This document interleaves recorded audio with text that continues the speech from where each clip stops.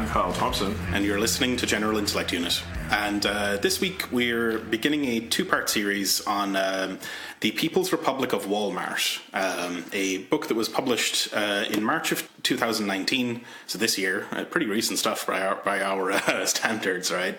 And it's written by Leigh, Phillips, and Michal Rozworski.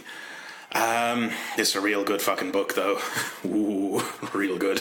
Yeah, super impressive. Just, I mean, it's been on a lot of podcasts, like they've been around promoting the book and that kind of thing. So, you know, if you want to go listen to them talk about the book, you can certainly do that. But I think that actually taking a look at the text is worthwhile, because there's a lot of really good information here. Summaries of all kinds of different subjects related to planning in a very, very readable format. Mm-hmm. Yeah, this is very, very good. It's kind of suspicious because like it's almost like the book was 3D printed for us. Like it's just this has such resonance with what we've been covering on the show, right? Yeah, like I literally set out in 2011 to essentially write this book, and I completely failed to do so. So I have a lot of respect for Leigh Phillips and Michal Rozworski. But like, you know, I honestly, like, the thing that originally got me doing my doctoral research was, you know, I'd done this research on technology planning in Japan in the post-war period.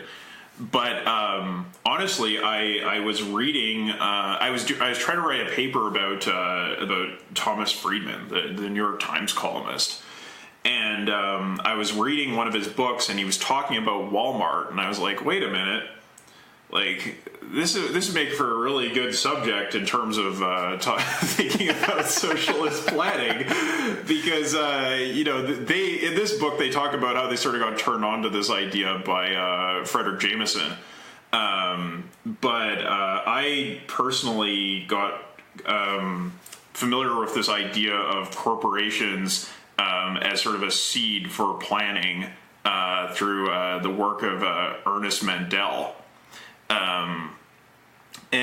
Yeah, I mean, I went and I read about Walmart, and I read Cockshott and Cottrell stuff, and, you know, I did some calculations of my own in terms of, like, well, like, how feasible would it be to actually just, like, use their planning methods for the number of goods that Walmart carries and all this kind of thing. But basically, I just didn't have the institutional support to make this happen. So I really am super impressed with this book, because, like, yes, it did the sort of thing that I wanted to do with my dissertation, but beyond that, it does it for a popular audience, and I think, like, that's even more valuable. Oh yeah, totally. Like this is very clear. I mean, it's pretty short. Right? It's 200 and something pages. It's written in a very clear manner. And I think, as you alluded to, it covers so much ground, right? Like, so many interesting parts of history, so many things that are kind of not theorized, really, right? Like a lot of this stuff about optimization and supply chain management and stuff like that is kind of locked up in sort of industry magazines and stuff and journals, and not really a part of socialist thinking, really, you know, and not part of economic thinking, really. But they weave it in with the history of economic thinking. It's this is good stuff. Strong recommendation. It's a very good point.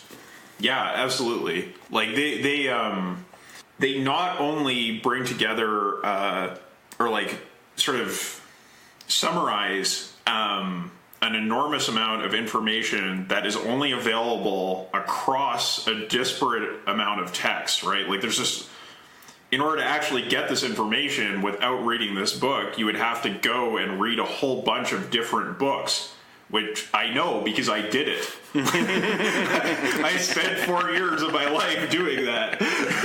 Yep. And So I think that's very valuable in covering the academic material that is not like kind of available concentrated in a single place outside of this book. But the other thing you pointed out that's very valuable is that it brings that academic material together with this kind of operations research and logistics literature that exists about like Amazon and Walmart and all that kind of thing, which really helps to sort of liven up and challenge the accepted truths within the academic literature. And I think this is really going to be a stepping off point for a new stage of discussion about this topic, because it's quite if you read the academic literature, it's either very abstract or it's very downbeat and pessimistic, but when you read this book, like, no, they come out swinging, right?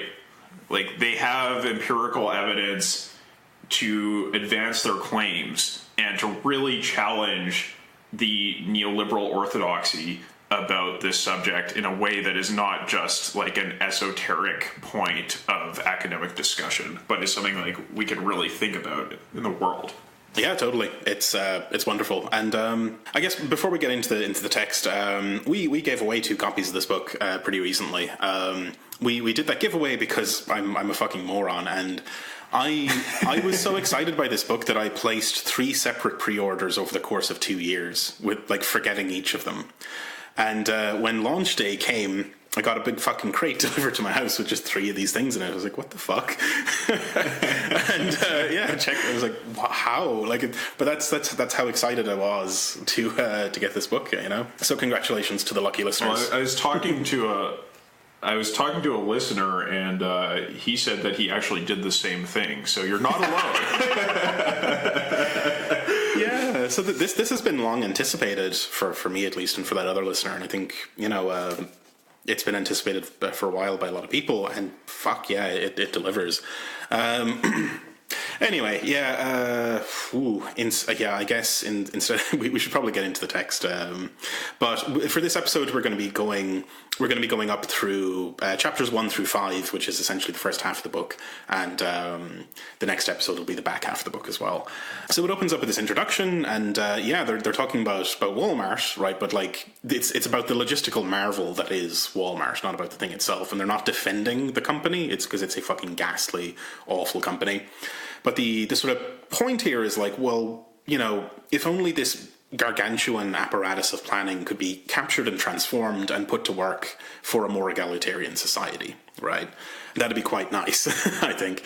And this is the old planning thing, right? Like that planned economies and such. And a bit of a spoiler for later in the book, but like it turns out that Walmart, Amazon, and all these kind of companies are, internally they are planned economies larger than the Soviet Union ever was. Yes, that's right. That's a very important point, is to point out, like, not only are these planned economies, they are larger than the biggest planned economy that everybody always talks about in discussing this subject. Yeah. Yeah, totally. And that particular planned economy, the Soviet Union, does occupy the sort of middle 2 chapters of the book.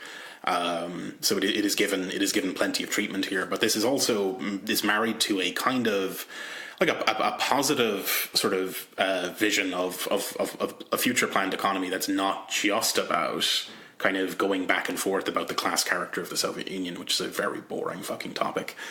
That's been done to death by now,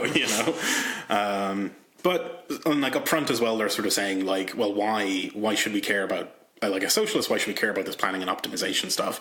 And it's because it's kind of, it's the big positive alternative to just sort of marginal tinkering with markets, right? Like to, if we think along these lines, we might be able to get ourselves out of this mode of just thinking about how best to mitigate the fucking catastrophes of the market, and instead have this other alternative to talk about. Yeah, like they really come out swinging both against neoliberalism, against social democracy, and also against market socialism. Like they have strong arguments to criticize all of these different sort of social programs. Yeah, they very much do, and like I think it's maybe something we alluded to in the intro, but didn't quite land on. But there's a lot of resonance with this, and sort of a lot of the stuff we've read before, like Markets in the Name of Socialism, and it's sort of reading of the whole like calculation debate, and market socialism in Yugoslavia and all that kind of stuff. All that gets treated here as well. They refer to Red Plenty, which is a book we read as well. And again, there's a whole chapter on it. Yeah, it's almost suspect, right? Like it's kind of very resonant with what we're doing. Well, I'm telling you, I just read the same things they did, and therefore we're covering the same things on this show that are covered in this book. I take some comfort in that though, because it means that we're not alone, right? Like we're not just the fucking weirdos. Yeah, totally. No, like I am not even remotely jealous. I'm just happy. Yeah, totally. It's cool. Yeah. But so one of the main points that's made in this intro as well is this kind of distinction between usefulness and profitability, right? That the set of all useful things and the set of all profitable things are not in perfect correspondence, right? So there are plenty of things out there that are harmful, like as in anti-useful, but they're profitable, right? So like fossil fuels, right? And I don't know, just like shipping containers full of fidget spinners left to fucking rot in a dock or whatever. It's like, yeah, it's their markets don't generally optimize for usefulness. They sort of do this weird molecular logic of optimizing for profitability. And conversely, there's a lot of stuff that's unprofitable but that should be produced, or that is useful to produce, or at the very least, a lot of stuff that the development of the thing requires foregoing profits for quite a while, such as like the development of antibiotics and other kinds of drugs, and in general other kind of long-term blue sky projects like massive infrastructure projects and so on. So yeah, I mean throwing a fucking hand grenade into the neoliberal camp here, right? That like no, markets don't actually do the right thing. Yeah, they overproduce things that are useful in a very narrow context, and they underproduce things that are useful in a very broad context, right? So, yeah, we overproduce. Speaking of fossil fuels, like living here, I'm now living in Alberta, which is very much a petrostate. And I can see how politics are very much distorted by this market imperative, combined with sort of state policies to support it, about overproducing fossil fuels at a time when that is literally suicide for our species. At the same time, yeah, we have an underproduction of, new antibiotics, like basically all kinds of medical procedures or medical technologies that could be developed and provide cures to chronic problems are just simply not invested in by the medical industry because that is not profit rational, right? Like, why would you ever cure a disease when you could just provide medication that would month on month get you more sales of providing treatment of chronic symptoms, right? Yep, which is very depressing. And they have a citation here for the exact same. Yeah, that like this isn't just sort of, this isn't like a sort of conspiratorial thing. This is literally like you go and ask the fucking drug development companies what their thinking is on this, and they're like, oh no, yeah, it doesn't make any sense to cure people. You gotta keep them on the hook. Because profit, right? That the profit imperative. I mean, as we covered in our episode on platform capitalism, right? Like the profit imperative is this thing that conditions absolutely everything in capitalist societies. And it's very bad, Yeah, and the point they make is that that is true of capitalist societies, and it's also true of any market society. Mm-hmm. Right. Like that, it would also be true of market socialism. Mm-hmm. Yeah, which is the fucking nail in the coffin of that idea. Yeah, so we'll get into that later in the text because there's a discussion about that, but it's a long way down the road. This is a big text.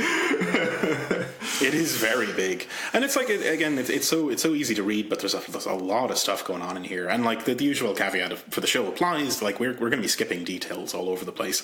Buy the fucking book and read it. I think this is going to be essential ammunition for socialists in the decades to come.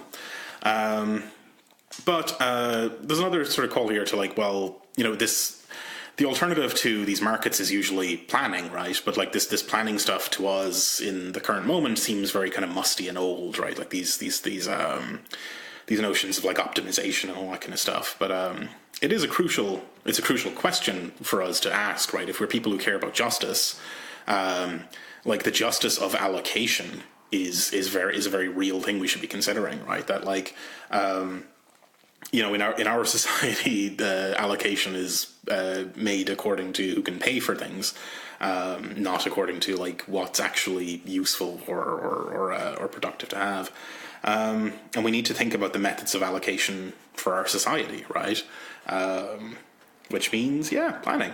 And the question being then that like, well, if we want to plan things, right, like could the planning apparatus that's used by capitalists every day, could that be used for a more just society, right? Like, could we go from actually existing planning to a new world that's actually kind of based on that sort of planning and is emancipatory rather than the sort of class nightmare that we live in at the moment, right? They also kind of, and this is a kind of a refrain that'll come up throughout the text, they're kind of like comparing the ideology of capitalism, right, like, and the sort of notions of ideal markets and all this kind of thing versus the kind of actualities of market societies, where, on the one hand you have this like ideal of like free markets that are like they achieve spontaneous equilibrium and this sort of stuff. But in actuality, like these markets are maintained, right? Like, and they're constructed. There's extensive collusion between, market actors. There's a lot of state intervention in favor of capital, right? Like that's actually kind of one of the cruxes of kind of neoliberalism, right? Like the turn from sort of an ideology that sort of allowed for free markets and it'll sort itself out to one where it's like, no, the state has to be a thing that intervenes on behalf of markets. And engineers markets, right? Like that's very much what we saw come out of that markets in the name of socialism sort of history, right? That you get a shift from the kind of Austrian school libertarian perspective on markets, which is that, we just need markets for everything. Because, markets are the best allocation mechanism, and they're going to create the most just society. That is the thing that basically a lot of sort of lefty market types and libertarians would agree on. They just really disagree on how you get to those ideal markets. And so...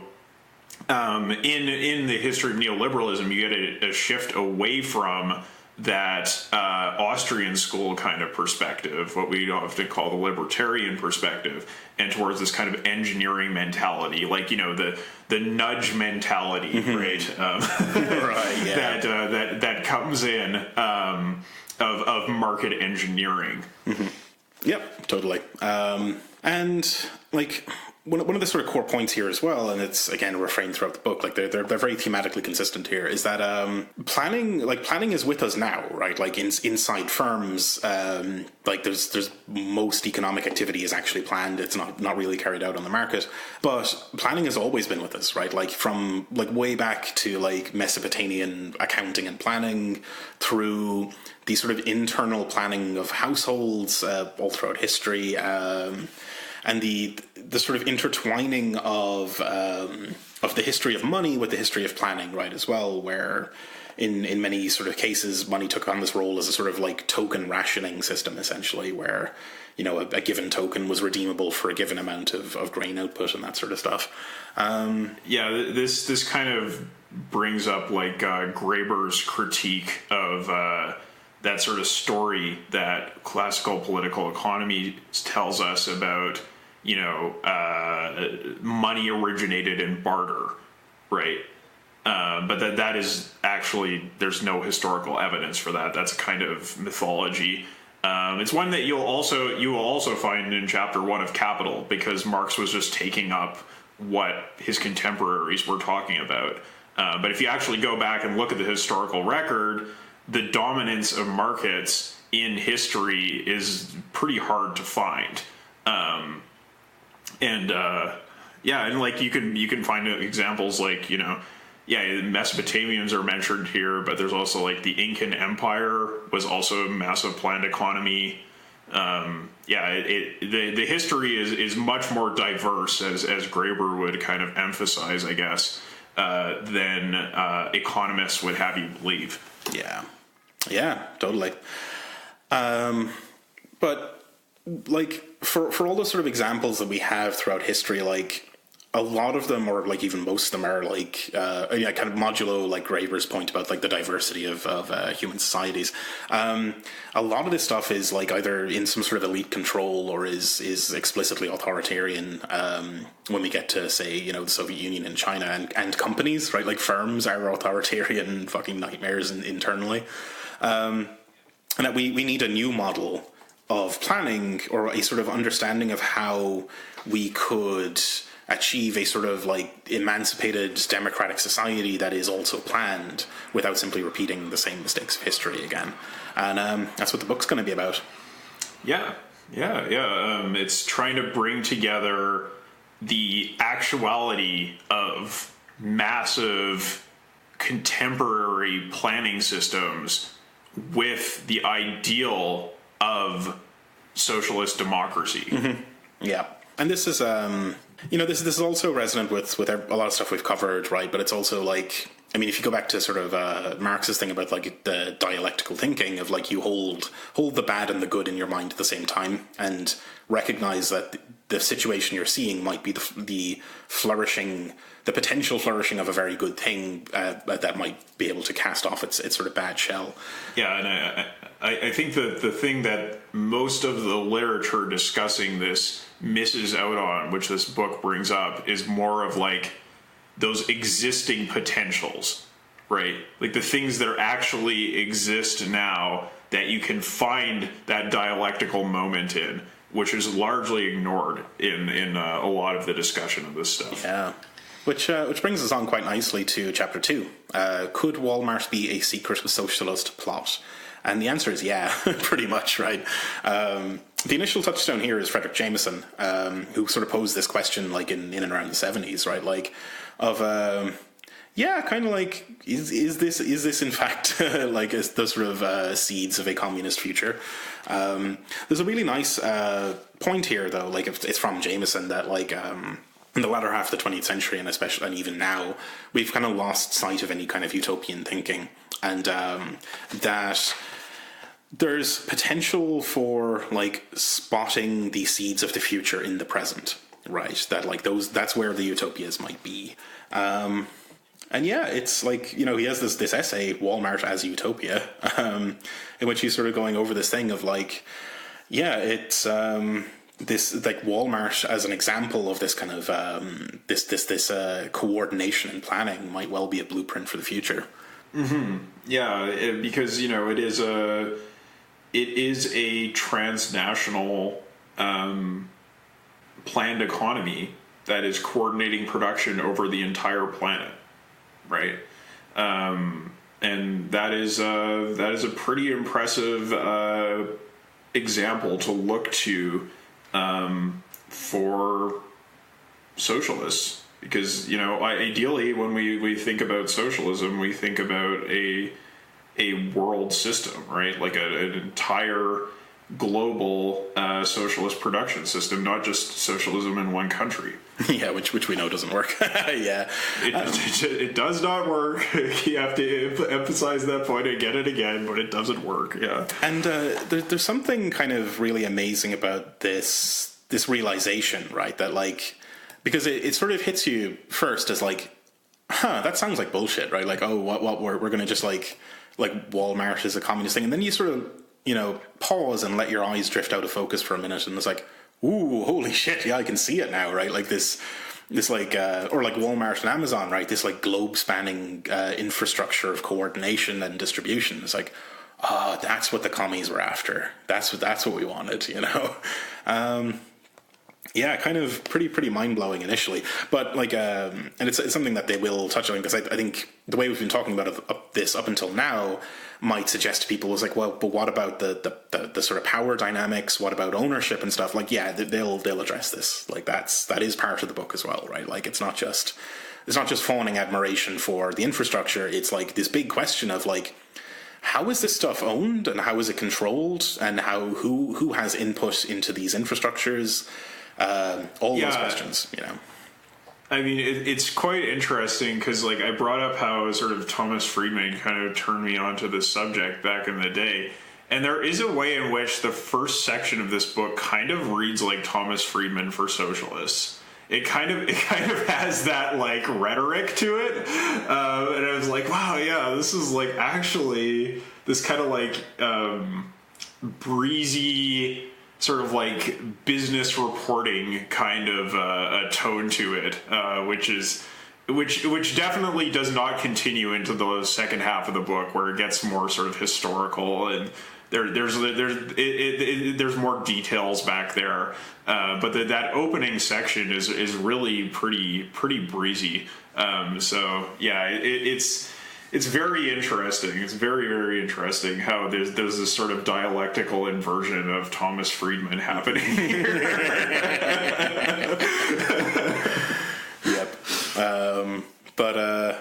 Yeah, so I mean, like, the thing here is that like Walmart kills markets, right? Like it's obviously built on the sort of axioms of capitalist market competition and all that sort of stuff, right? But it destroys markets, it kills off competition, and it also rolls other firms into its own planning infrastructure, right? That like the suppliers and vendors and all the folks in the supply chain are kind of like brought inside the wall in such a way that it sort of melts down the boundaries between the firms, such that they all kind of act like one massive company, really.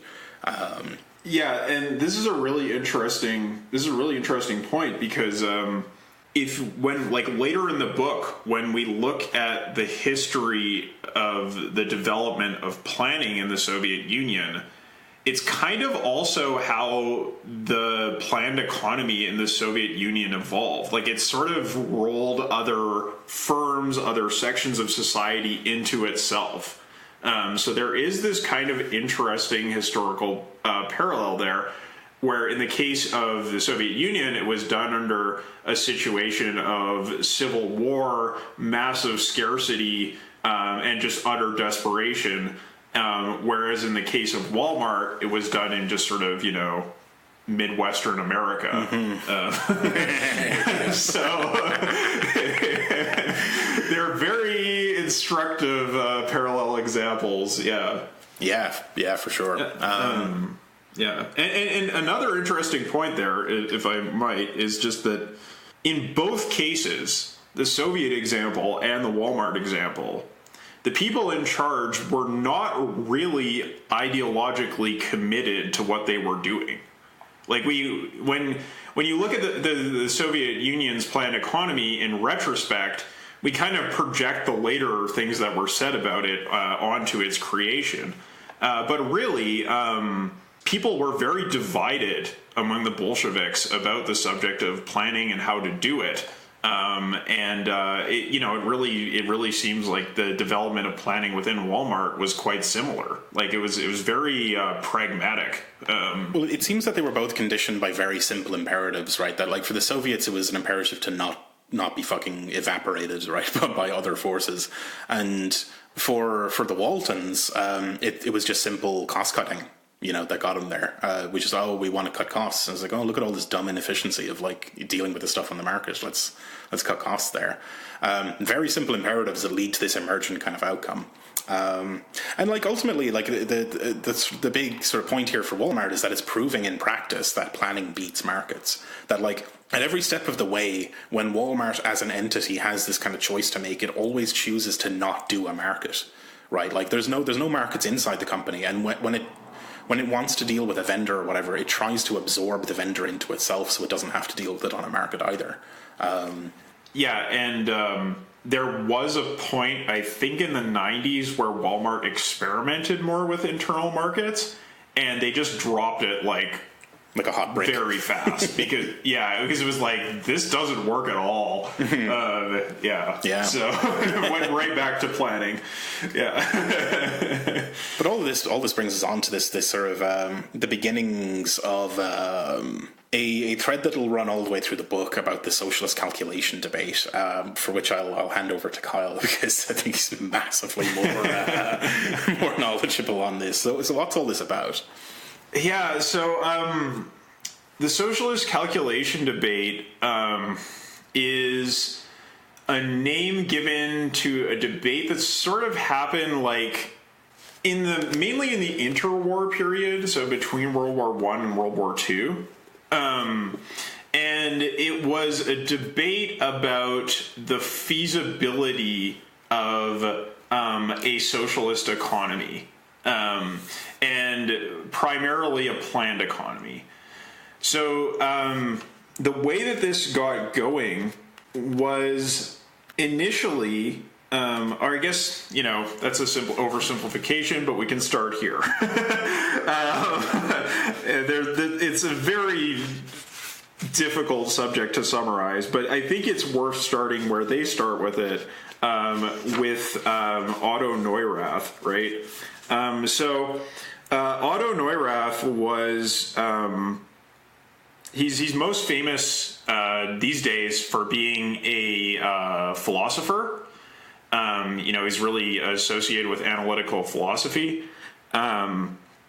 but he was originally trained as an economist, and he came up with this idea that situations of war create the need for an economy in kind, which means an economy that is unmediated by money, right? Essentially what we would call a planned economy. And he was able to kind of experiment with his ideas. It says in the book that he was a part of the German Empire's war ministry. That's actually wrong. It's the one big error I found in this book. No, it's not true. He was a part of the war ministry for the Austro-Hungarian Empire in the First World War. And basically, he was really bored on his job, and he talked to somebody in the military and was like, hey, I've got all these ideas about war economics. And they were like, okay, well, if you can improve our logistics, that seems like a good idea to me. Go nuts, go for it. And so he was kind of able to experiment with his ideas a bit there in terms of planning the war economy, and he did go to Germany and actually have some interactions with the Germans as well. After the war, I think he was really quite disappointed with the way things had gone.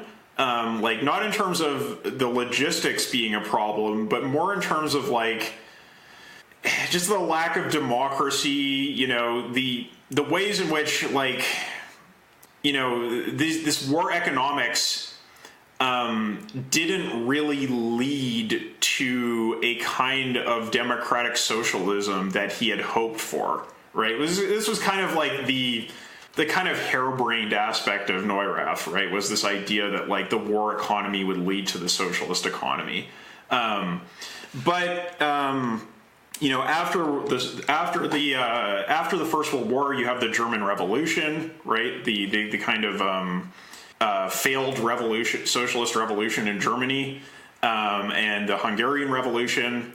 And amidst all of this, Neurath ends up in Bavaria, which was kind of a separate country within the German Empire, and which had its own Soviet republic for a very short period of time. And Neurath lobbies very hard to the leadership of the revolutionary faction to implement his ideas for an economy in kind within the Bavarian Soviet Republic.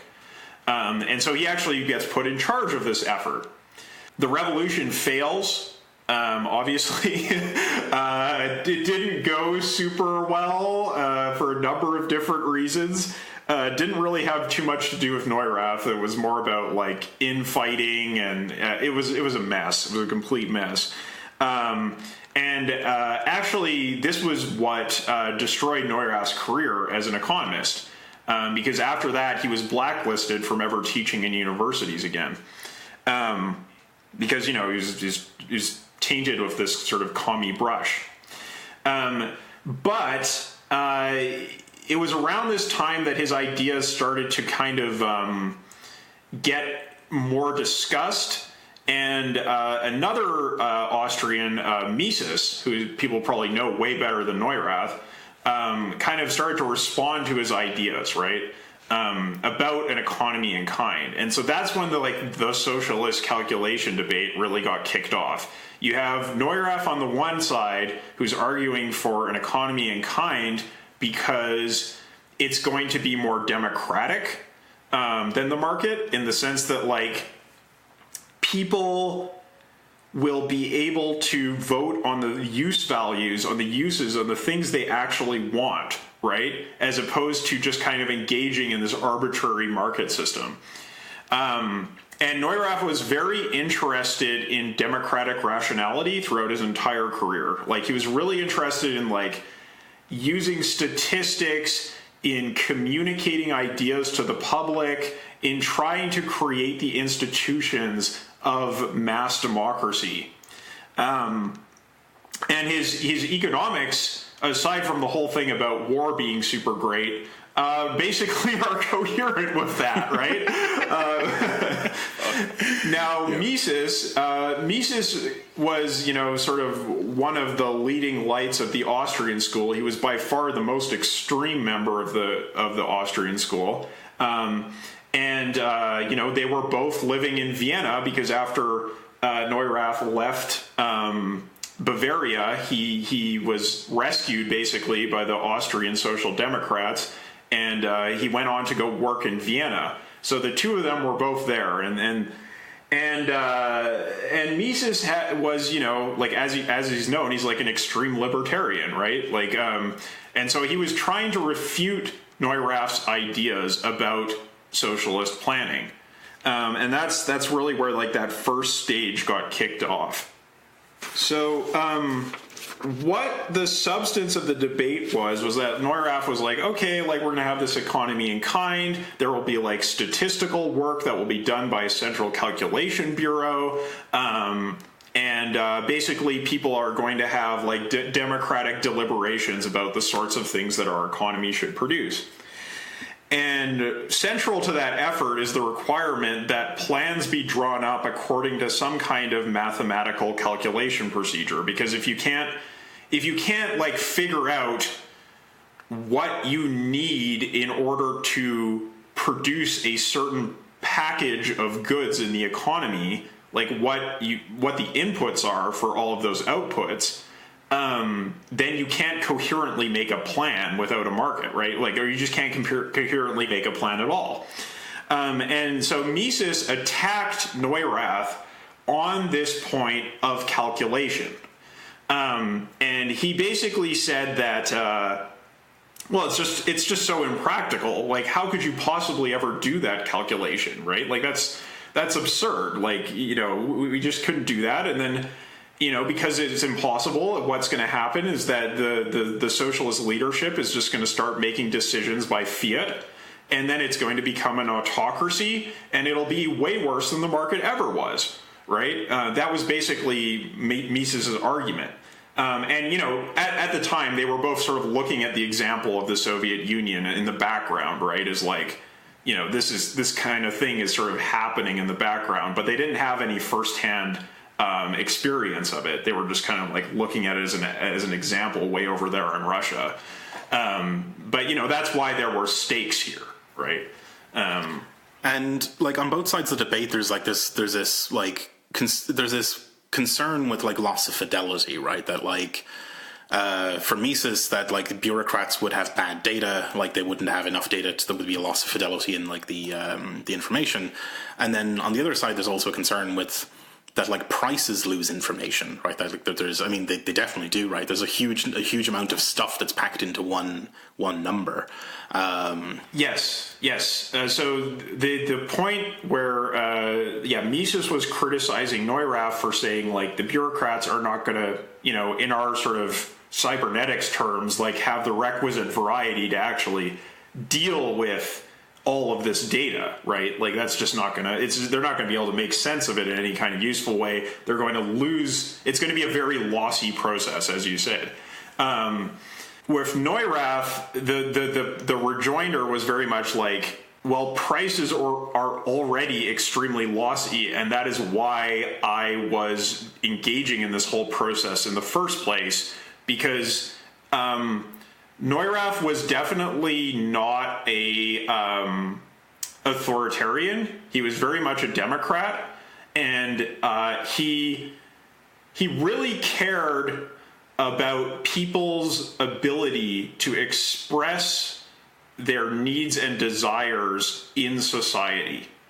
And he saw how a price system does not allow for that kind of expression, contrary to, you know, the sort of like neoliberal rhetoric that we have these days about consumer sovereignty and consumer democracy and all that kind of thing. He wasn't having any of that. He was like, no, like actually interacting with a market is really a massive mutilation of people's capacity to be free, right? To have an actual freedom in society. He wanted a society where people would be able to live the kinds of lives that they wanted to live, as opposed to being, you know, having to just conform to the market standard at all times without any kind of reason going into the process.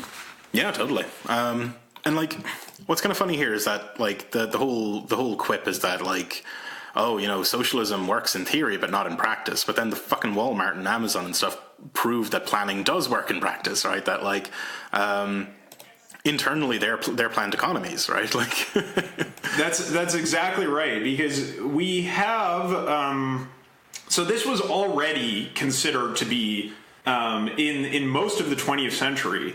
This was already considered to be an open and shut case against Mises, right? Because people would just say like, well, you know, you have these logical arguments from like axioms about why planned economies cannot work, but the Soviet Union has existed for decades as a planned economy. It's staring you in the face. How can you possibly hold up these like, you know, sort of armchair speculations against a really existing planned economy, right? And then it was only with the collapse of the Soviet Union and that sort of like neoliberal resurgence in the 80s and 90s that Mises was taken seriously at all again. And so now we have another example to disprove him. Give him a good fucking kicking, right? Like when he's down, you just keep going. Yeah, that's great. Like, yeah, fuck. I mean, it just bears repeating, right? That planning works in practice, right? Like, I think we've already mentioned, but this sort of important point about like how Walmart draws suppliers into itself, right? That like it's very hard to get a supply contract with Walmart, but once you're in, you get brought inside the wall, and the supplier is it brought into this like system of information and like communication about like plans and what's coming up, like what kind of promotions they're going to run 6 months from now, this sort of stuff, which is so much more high fidelity than market signals. So yeah, I mean, yeah, Mises fucking get out of here completely fucking wrong. They do have this like wonderful section as well about this absolutely comical counterexample of like Sears, like the department store in the US, being completely it just destroyed itself completely by it got taken over by this fucking Ayn Rand asshole, like who was big into the subjectivist fucking market stuff, and created a like internal market pitting departments against each other in competition and all this kind of stuff. Completely fucking failed. It was supposed to be a demonstration of this, like the effectiveness of these fucking anarcho-capitalist fucking libertarian principles. Crashed and burned. Horrendous. Yes, this is a really interesting example, because unlike Walmart and unlike the Soviet Union, the implementation of this organizational plan in Sears was truly ideologically motivated, right? Like it was from the get. It was not driven by any kind of pragmatism. It was driven purely by Austrian school ideology, right? Brain poison. And the implementation of their ideas against all evidence and accepted practice in this truly kind of Bioshock-esque way. Fuck. Yep. Is an open and shut case of these ideas being completely bankrupt and not worth exploring, right? Like this is it's clear. Like apparently when the authors went and talked to some of the people responsible for implementing this plan, they were just like, oh no, just wait for the market to kick in. It's gonna work. It's like we just haven't marketed enough yet. When communists are described as just sort of like fire-breathing radicals frothing at the mouth with like absurd ideologies, when you look at the history of the USSR, that's really not how things played out. That's not how things developed there. But when you look at the history of Sears and why it died, that's exactly what happened, right? Like, very much so. So it's a very instructive example because, yeah, like as they say in the book, what did it lead to?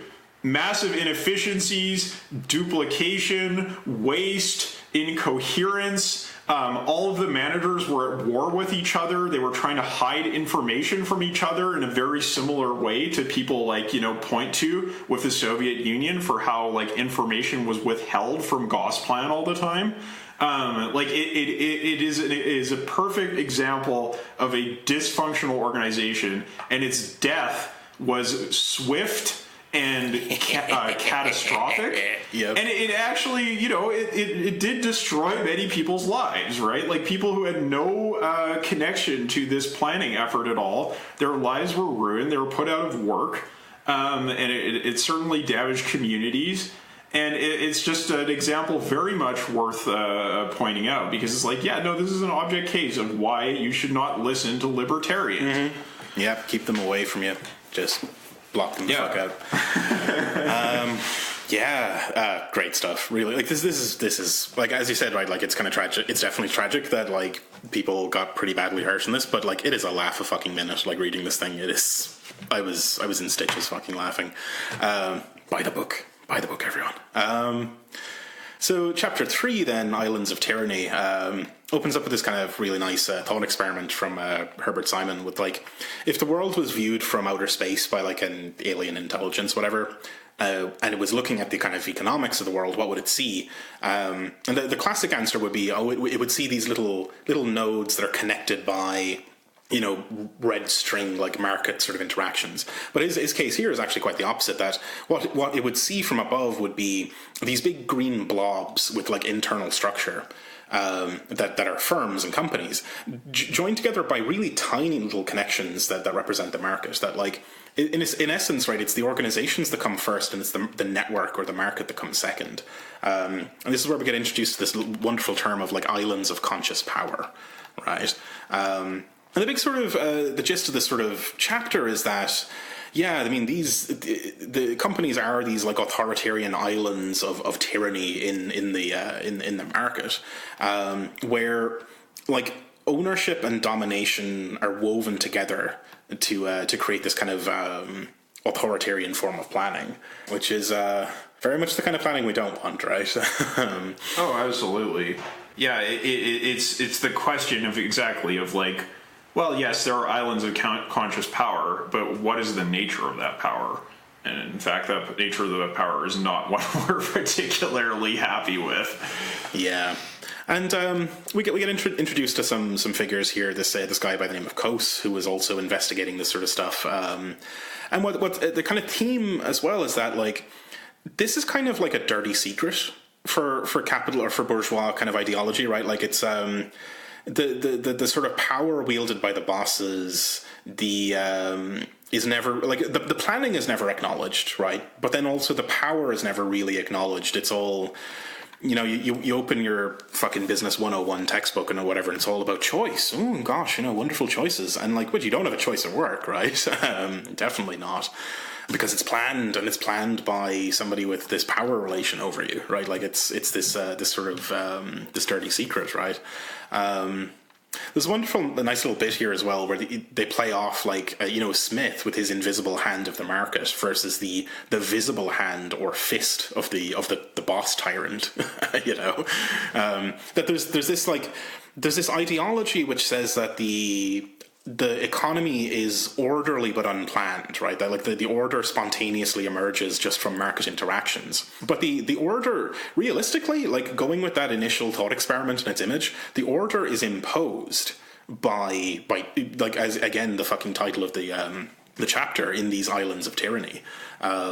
So like all of this shit is a fucking fantasy. Like, and it's like, yeah, and if you actually go back and read like the early 19th century economists talking about spontaneous market order, it's very clear and explicitly stated that what they are saying is that the market is something handed down to us by God.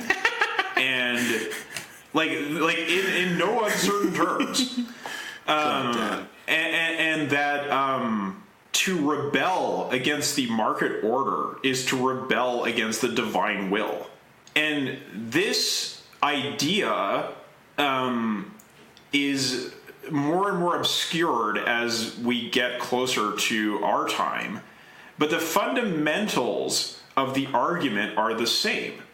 And this is very much what motivates the ideas of the Austrian school. Like, many of the Austrian school members were, atheists and so on, but like, or agnostics. Like, they were not like intensely religious. But this idea that, there is the mysterious, invisible, like, dispensation, because in the historiography that the Austrian school provides, they basically say that there was the past where everything was in error, and then we had the bourgeois order, which was essentially like some kind of like Lovecraftian discovery of the truth from beyond, right? Like that somehow the bourgeoisie, like in their attempts with social organization, hit upon something that was like fundamentally metaphysically true in as to like what the best form of society is. And then everything since then has been a erroneous deviation from the one true social form. And so, it's kind of like you take the Catholic God and you replace it with some kind of like, mysterious Lovecraftian monstrosity who is handed down, has like, reached out from the cosmos to to give us this one true social organization, right? But either way, it's like this is just like metaphysically written into the structure of the universe, and to rebel against it is just rebelling against nature itself. But we look at reality, and we can see, like, as they say, the volume of transactions within firms is larger than the transactions between firms by a significant margin. There is way more planning than there is market activity. And, I bet, like, it's certainly the case that many Austrians would acknowledge that fact, and they would say, well, that may be the case. However, that's just an example of how much crony capitalism is running everything, and how much we need to just get back to, like, the one true way of market activity. But I don't think you should pay any attention to those kinds of arguments. Don't believe them. Don't fucking listen. Just block your ears and walk away. It's not worth listening to. Yeah, because the fundamental mistake, the fundamental problem with the Austrian school is that they cannot reconcile how markets require state activity in order to be coherent in any way. And, this is a point they bring up in the book, and it's an excellent point, and it's kind of just, that's the end of the story as far as I'm concerned. Yep. Yeah, we get just don't listen to these fucking people. We move on a little bit then to, like, getting a bit of a touch back onto the calculation debate with Oscar Lange, and we came across him, I think, in Markets in the Name of Socialism a while ago. One of the sort of advancements here is this notion of, like, the isomorphism between planning and markets, and, like, the notion that you could calculate this stuff on paper. You could calculate out all the prices on paper and use that as the means of planning. And we start to see this gesture towards, like, with enough compute power, this would actually become tractable. Yes, it's the specific response to Mises, right? Like, Mises says you can't calculate, while Lange says no, like, if we take these ideas from neoclassical econ, we could actually do this. And then we get this answer from Hayek as well about, like, the sort of emergence of information through markets, right? That like, one of the kind of flawed assumptions really here is that, well, I mean, what he thinks is a flawed assumption is that, well, you're assuming that you can get the information, right, to run the calculations, but for Hayek, like, markets create that information. They don't just process information, they create it. So, like, where are you going to get the information from in the first place, right, to do your planning? And also, like, if you're doing the planning, then you're not going to have the emergent information at hand either. And this rhymes with a general sort of breakdown in the sort of these assumptions of economics, right? This assumption of, like, perfectly rational actors, the assumption of perfect information and all this sort of stuff. And we get this kind of, like, realization that, like, in a lot of cases, or in all cases, we don't really have access to perfect information, right? Like, if you're at a car dealership and you're going to buy a used car, it would cost more than the price of the car to get it fully evaluated, like, to get it completely stripped down and evaluated to see whether it's a dud or not. So you have to operate with this, like, information asymmetry and just sort of go with it, which brings up the wonderful sort of question of, what if the entire economy is like a car dealership? Which is to say, what if the entire economy is a con? Just a fucking massive confidence game, which it is. Yeah, it is a fucking massive con.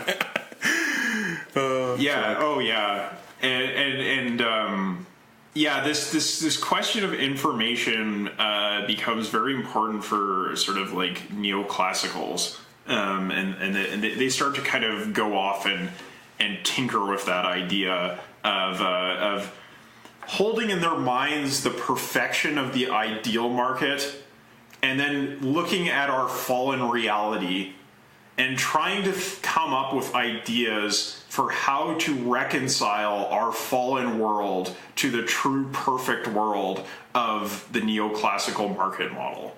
And that's generally the way in which sort of mainstream econ proceeded for most of the 20th century. Yeah, totally. I think there's a really nice kind of bit here later on where they're kind of tying back the power and coercion threads together, that, like, some of these economists like Coase, they thought that like, oh well, the reason these companies are planned internally is because they want to cut down on costs, right? That like it's just cheaper because markets introduce frictions. But we get our old boy Marx, right, who sees the same thing but sees it as being the planning of exploitation. Yes, that's why the planning is done, right? That like to extract surplus value, and this is where the mask slips, right? Like the mask falls off and the bullshit is scraped away and the truth is revealed, right? That this is like these islands of tyranny plan exploitation. They plan the extraction of surplus value.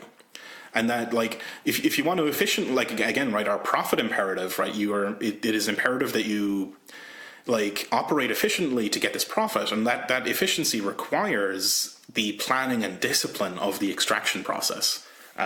So they're like fucking, slam the book closed. It's everything you want to know about these islands of tyranny, right? Yeah, that's right. Like, that's why it was so important to reject the labor theory of value and, basically come up with sort of elaborate economic justifications for why exploitation doesn't exist. Just mad shit entirely, yeah. Completely crazy. Yeah. The history of this stuff is such a fucking clown show. Like, it is ridiculous that this stuff could stick at all, because it's just on its face absurd. Like, oh, damn. Yeah. It seems to me that, like, what you see with a lot of this history is that you have these rather absurd theses that the right comes up with in response to the socialist project. And when the socialist project fails, as it so often does, people go to these right-wing justifications to rationalize what happened. And they come up with very muddle-headed understandings of what happened. And I feel like that's really the case with, like, because the thing with the socialist calculation debate is that it kind of ends inconclusively with the end of the Second World War. People just kind of drop the subject. Because, like, the Cold War comes in, you can't really have open discussion about anything, and then people just kind of get on to their business of trying to get their careers going and survive and all that sort of thing. And then when the Soviet Union collapses, you get those arguments from the socialist calculation debate revived as like, well, now we can make sense of what happened because we have a theory, right? But the theory just does not really have much explanatory value when you look at the actual reality around us. Mm-hmm. Yeah, totally. This chapter wraps up then with again the sort of refrain that, like, these islands of tyranny do contain the sort of seeds of a possible better future, but, like, you'd have to scrape off the tyranny and, like, harness this potential in an actually democratic sort of way. Chapter 4 then brings us on to chapter 4 is called Mapping the Amazon, and we're going to talk about Amazon. One of the, like, I mean, we're all familiar with Amazon, right? It's this fucking gigantic sort of, what is the way it's put here? A vast, networked, intelligent engine for sating consumer desire. Like, so it's this colossal infrastructure for distributing goods. The sort of thing we're going to dwell on here, though, is that, like, how it ties in with this calculation debate, right? That, like, they're, again, riffing on this theme of, like, oh, well, planning works on paper but doesn't work in practice. But, like, Amazon is using huge amounts of data and novel computing solutions to solve these problems in a way that's tractable, right? Like, so we're talking about these, like, optimization problems, like, that are often regarded as being, like, unsolvable in the perfect case. But if you make some approximations and you're kind of clever about your data, they're tractable, right? That, like, this is shifting away from the whole notion of, like, perfect information, perfectly rational actors, perfect solutions into good enough solutions. And the thing is that these good enough solutions vastly outperform markets, right? Like, they completely blow markets out of the water. Even like middling solutions to these problems completely outperform markets. It's remarkable. One of the concrete things here, though, is that, like, and this one, I think that concretely kind of proves Hayek wrong, is the way their recommendation system works. with this, like, what they call item-to-item collaborative filtering, which is to say that, like, the recommendation engine isn't driven by, like, assigning items to categories and, like, linking up creating a representational model of the linkages between items. The recommendations are emergent from, like, actual purchase behavior. So the system doesn't know the relationship between a bicycle and a puncture repair kit. The connection is inferred dynamically. And this fucking blows Hayek out of the water, right? That, like, you can, like, have a non-market way of creating this massive information repository about needs and desires and the satisfactions thereof, right? Yeah, exactly. It's a practical rejoinder to Hayek's theoretical point, right? It's, Hayek has this kind of epistemological point about why socialism can't work. But then you actually look at the reality of this recommendation system, and it is very much doing the sort of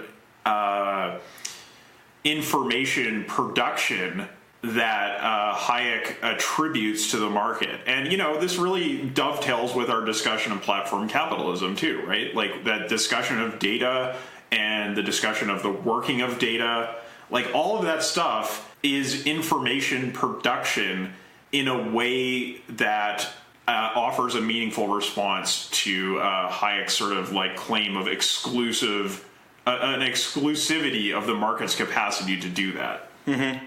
Yeah, totally. It really is, and it's almost as if he might have been some sort of right-wing shill that had a very particular interest in preserving the market status quo, right? Almost like he might have been biased, Well, I don't want to get on a huge diversion, but his biography is pretty interesting because he was a socialist until he met Mises. And then Mises just kind of warped his brain. Nice. Like, as Mises was wont to do, he was a very determined arguer of his points. And actually, Austrian school people often view Hayek as, like, a kind of heretic. Because he's not close enough to the truth of Mises. These people are nuts. It's pretty interesting. We get a pretty decent section here as well, acknowledging the sort of woeful working conditions in warehouses and such, and also kind of, like, touching on, again, if we're repurposing this technology and, like, repurposing this stuff, and we're going to transform the technical code that guides it, there are these risks, right? Particularly, like, the risk of that this sort of omnipotent kind of surveillance infrastructure could be used for repression. And, like, it's good that the authors do touch on this stuff. Like, they're not completely Pollyanna about this. It's just like, like, there are risks to this stuff, and that's kind of to riff back on Stafford Beer, right? Like, and his thing of, like, this is why you lean in, this is why you engage in science, because yes, the scissors are sharp, but that doesn't mean you shouldn't use the scissors, right? Like, it means you have to be fucking smart about how you use them, and do so in a deliberate way rather than a crazy sort of stochastic market-based way. Would you trust a market solution for scissors in your fingers? I wouldn't. Right, like, stochastic processes aren't fucking good at this stuff. The final chapter that we'll be dealing with in this episode is chapter 5, Index Funds as the Sleeper Agents of Planning, which is interesting, right? The kind of the gloss of the argument here is that the financial system is a planner, right? Like, and it abstracts over the differences between particular firms so that, if somebody is investing in a particular airline, they want that airline to succeed. But if they're investing in airlines in general through this index fund, they kind of don't give a shit about the competition. Like, it's sort of like, if you zoom out far enough and you kind of look at this thing, it's like a sort of planning system that adjusts the ratios of investment between sectors, which has this seed of potential for communist planning.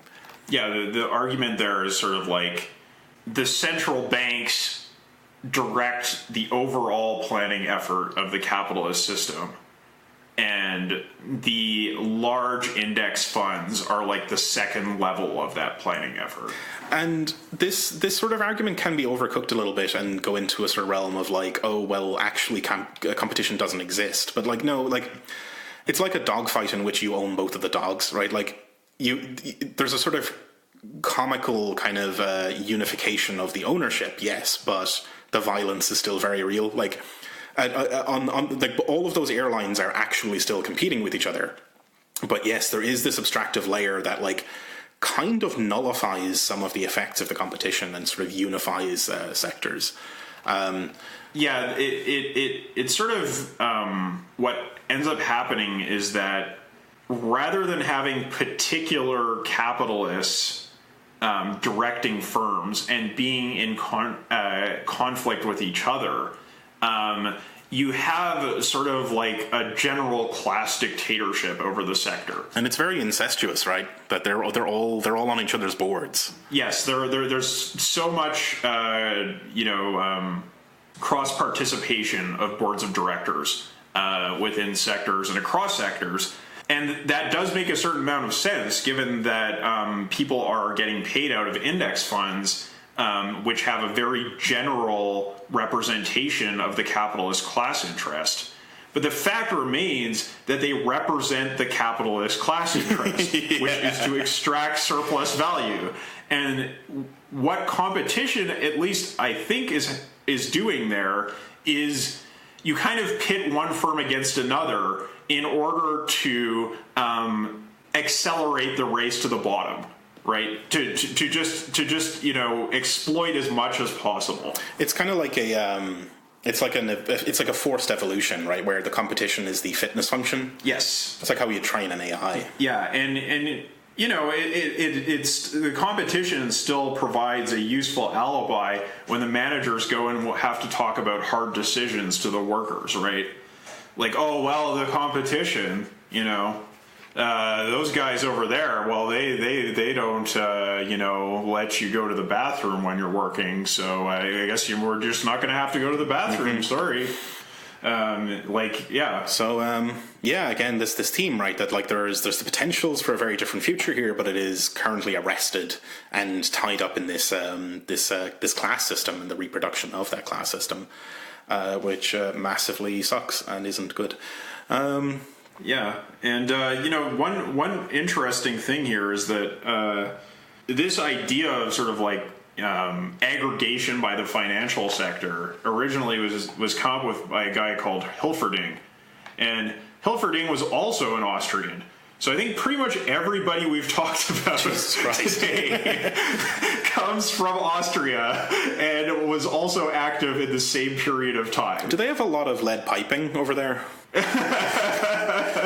What's going on with Austria? Well, people call the interwar Vienna like a laboratory for the apocalypse, and I really it's really shocking the degree to which the modern world was imagined in that period of time in one city. It is really stunning. I mean, I could get into the reasons why, but I'm not going to do that now because we got to move on. Yeah, we do. We're going to be wrapping up soon for this one. But before we do, there's this nice section at the end as well about like the innovation and how the state is actually responsible for more innovation than the market is. And we're basically talking about like big, like blue sky stuff here, like high tech medicine and like infrastructure. And that, like, in recent memory, like war planning really sort of proved out that, like, if you want to innovate on a really fucking short time scale, you gotta do this planned economy stuff. And even then, but like after the war, you still had this like state and corporate collaboration, mostly in defense, but also for other sectors as well. And like ultimately, all of the tech that sort of runs your smartphone or whatever, like that sort of thing that the market dipshits usually love to hold up as this, like, ooh, look at the wonders of the market. All of that shit, like the computing technology, all of the fucking network infrastructure, all of the the HCP and stuff like that, operating systems research, all of it basically is from state funding. Like none of it really is private. We kind of talked about this in the Californian ideology episode, right? Yeah, it's again, it's suspicious how much this thing rhymes with our project, right? if I didn't know that this was... You could just sort of cross-reference bibliography. Yeah, very much so. But I think the one really interesting example of that, like, war planning there is the case of, like, penicillin, right? Like, yeah, because, like, when you hear about penicillin, you often hear about how its creator refused to patent it, right? Because he believed that, like, you know, like, medicine is basically a shared heritage of humanity, and it's unprincipled to profit off of a medical invention. And then you kind of just hear, well, and then they just sort of made it anyway, and blah blah blah, and now we have vaccines, right? Well, the real story there they kind of get into in this chapter, and then they describe, like, how much difficulty there was about coercing capitalists to produce this desperately necessary medicine, because, you know, basically, if you got a bacterial infection and there was no treatment, there were no antibiotics, it could be just a minor wound you received in war, and you would be dead. And so the utility of this medicine for the war effort was completely obvious. But it required just, like, an enormous amount of state coercion within the United States to actually make the thing happen. So that's the part of the story that's usually left out when it's described, you know, how we got penicillin, how we got antibiotics. Yeah, and I think, like, they quote as well from, like, the sort of reports back from the firms that were approached initially, and they really shop it around, but they were like, you know, the stuff's really hard to make, and you got to keep the light bulbs at this exact temperature, and, like, you know, just like these sort of, like, you know, capitalists sort of just, like, sulking about how difficult the innovation was or whatever, like. These work-shy fucking skivers that, like, of capitalism, right? Like, they're like, but it's a lot of work to actually research it and to scale up production. And it basically took the government putting a fucking gun to their heads and saying, you're going to scale up production on this stuff to make it actually happen. Yeah, and also planning it, right? Like collaborate, like plan cooperation and collaboration between these firms. Mm-hmm. Yeah, but, like, it's remarkable that, like, that all had to be planned and it had to be fucking forced through, right? Like, this notion of, like, the market as this dynamic force that'll like just completely, pump out innovations night and day. It's like, it's really not the case. Like, these. Yeah, and, you know, just to respond to, like, the Austrians' point, it's like, where were the price signals that indicated the necessity for a good that had not even been produced yet? like how was the market ever going to get you penicillin to fight the Second World War? Yeah. It just wasn't. Oh boy. Yep. Fuck those guys. Oh god damn. Yeah, I think that's where we're going to leave it for this episode. This is a fucking great book. Like, I know we end up recommending pretty much everything we read, but this really is one that I think is going to be valuable ammunition for socialists in the decades to come. Like, you really do need to get the book and read it and become familiar with all the stuff in it, and then just, like, mercilessly shoot down every fucking libertarian argument you can come across. Like, just quote this thing at length. It is wonderful. Yeah. No, it's excellent ammunition for the struggle. Mm-hmm. And we'll be back in 2 weeks with the back half of the book. Thanks, listeners, for coming along with us. And if you'd like to follow us on the internet, we're on Twitter at GIUnitPod. We're on Facebook as General Intellect Unit. We have our website, generalintellectunit.net. We're on all the podcast apps, so, you know, do the whole like, rate, subscribe thing. Or share us around with your friends. It's probably the best way to help the show. And the second best way to help the show is to go to patreon.com/generalintellectunit and throw us a couple bucks a month to help with, the price of books and the price of 3 pre-orders for books. And the price of shipping out the prizes, all that kind of stuff. Anyway. But thanks for listening. We'll catch you again in a couple of weeks. Bye-bye. Bye.